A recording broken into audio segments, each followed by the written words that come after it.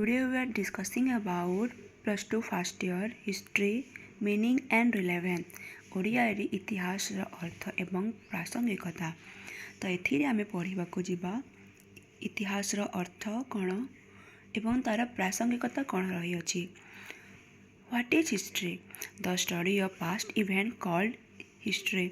ଅତୀତରେ ଘଟିଯାଇଥିବା ଘଟଣାକୁ ଇତିହାସ କୁହାଯାଏ।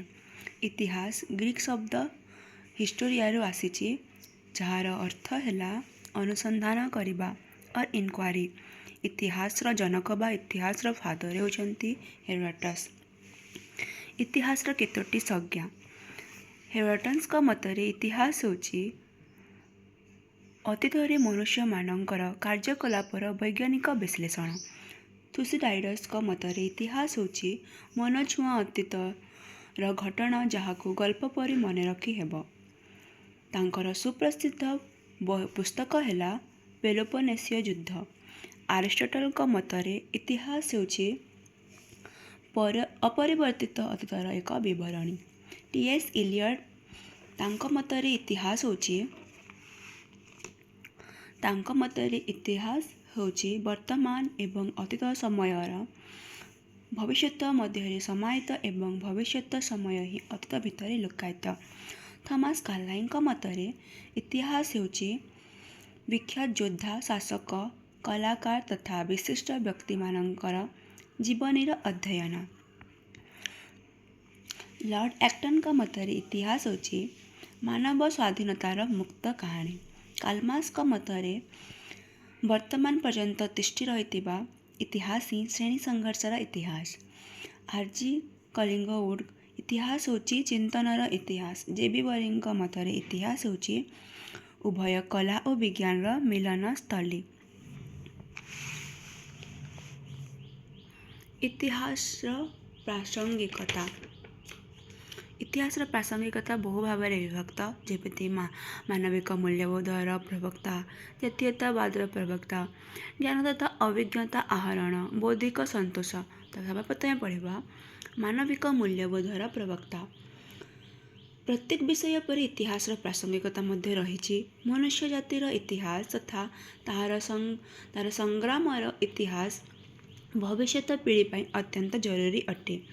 ଇତିହାସ ଏକ ଉତ୍ତମ ସମାଜ ଗଠନ କରିବାରେ ମୁଖ୍ୟ ଭୂମିକା ଗ୍ରହଣ କରିଥାଏ। ଇତିହାସର ବିଭିନ୍ନ ପ୍ରାସଙ୍ଗିକତା ମଧ୍ୟରୁ ମାନବିକ ମୂଲ୍ୟବୋଧ ହେଉଛି ଅନ୍ୟତମ। ଇତିହାସ ସମାଜରେ ମାନବିକ ମୂଲ୍ୟବୋଧ ପ୍ରତିଷ୍ଠା କରିବା ପାଇଁ ସହାୟକ ହୋଇଥାଏ। ସମାଜ, ଦେଶ, ଜାତି ଆଦିର କୃତିତ୍ୱକୁ ବିଶ୍ଳେଷଣ କରି ଉତ୍ତମ ସମାଜ ଗଠନ ଦିଗରେ ସମର୍ଥ ହୋଇଥାଏ। ପ୍ରାଚୀନ କାଳରେ ଅନେକ ଐତିହାସିକ ଘଟଣା ସବୁ ଘଟିଛି, ଯେଉଁଥିରୁ କି ମନୁଷ୍ୟ ଜାତି ଶିକ୍ଷା ଗ୍ରହଣ କରି ମାନବିକ ମୂଲ୍ୟବୋଧର ଏକ ସମାଜ ଗଠନ କରିଥାଏ। ସମାଜକୁ ଏକ ନୂତନ ଦିଗ୍ଦର୍ଶନ ଦେଇଥାଏ। ମଣିଷ ଜୀବନରେ ମାନବିକ ମୂଲ୍ୟବୋଧର ଆବଶ୍ୟକତା ରହିଅଛି। ଜାତୀୟତାବାଦର ପ୍ରବକ୍ତା। ଇତିହାସ ଜାତୀୟତାବାଦର ସୃଷ୍ଟି କରିବାରେ ମୁଖ୍ୟ ଭୂମିକା ଗ୍ରହଣ କରିଥାଏ।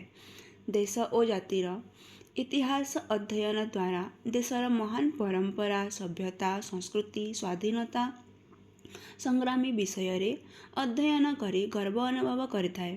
ସ୍ୱାଧୀନତା ସଂଗ୍ରାମୀମାନଙ୍କର ବଳିଦାନ ଆଧୁନିକ ଯୁବପିଢ଼ିମାନଙ୍କର ପ୍ରେରଣା ଯୋଗାଇଥାଏ। ଇତିହାସରେ ବିଭିନ୍ନ ସଂଗ୍ରାମୀ ଯଥା ଫରାସୀ ବିପ୍ଳବ, ରୁଷ ବିପ୍ଳବ, ଭାରତ ସ୍ୱାଧୀନତା ସଂଗ୍ରାମର ପ୍ରଥମ ବିଶ୍ୱଯୁଦ୍ଧ, ଦ୍ୱିତୀୟ ବିଶ୍ୱଯୁଦ୍ଧ ଇତ୍ୟାଦି ଭାରତୀୟ ଜାତୀୟତାବାଦର ଶିକ୍ଷା ଗ୍ରହଣ କରିଥାଏ। ଜ୍ଞାନ ତଥା ଅଭିଜ୍ଞତା ଆହରଣ। ଅଭିଜ୍ଞତାରୁ ଅନେକ ଶିକ୍ଷା ମିଳିଥାଏ। ଆମ ପୂର୍ବପୁରୁଷମାନଙ୍କର ଜ୍ଞାନ ଓ ଅଭିଜ୍ଞତାରୁ ଅନେକ ଶିକ୍ଷା ମିଳିଥାଏ, ଯେଉଁ ଶିକ୍ଷା କି ମନୁଷ୍ୟ ସମାଜର ଅଗ୍ରଗତି ଦିଗରେ ସହାୟକ ହୋଇଥାଏ। ଯେପରି ଆମର ପୂର୍ବପୁରୁଷମାନେ ପ୍ରକୃତି ସହିତ ଯୁଦ୍ଧ କରି ବିଜୟ ଲାଭ କରିଥିଲେ, ସେଥିମଧ୍ୟରୁ ମଣିଷ ସମାଜକୁ ଅନେକ ଶିକ୍ଷା ମିଳେ। ଯେପରି କବିମାନେ ଉତ୍ତମ ସମାଜ ଗଠନ କରିବା ପାଇଁ ସାହିତ୍ୟ ରଚନା କରିଥାନ୍ତି, ଠିକ୍ ସେହିପରି ଐତିହାସିକମାନେ ମଧ୍ୟ ଇତିହାସ ରଚନା କରି ମଣିଷ ଜାତିକୁ ବିଜ୍ଞ କରିଥାନ୍ତି। ବୌଦ୍ଧିକ ସନ୍ତୋଷ।